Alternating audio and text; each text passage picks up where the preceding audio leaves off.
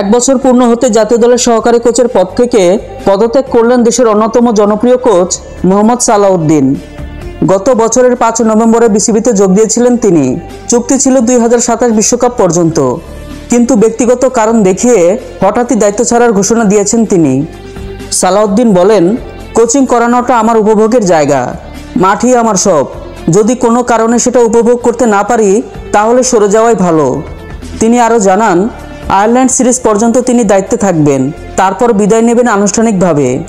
Ireland দল বাংলাদেশে আসছে ৬ নভেম্বর। ২টি টেস্ট ও ৩টি টি-20 খেলবে তারা।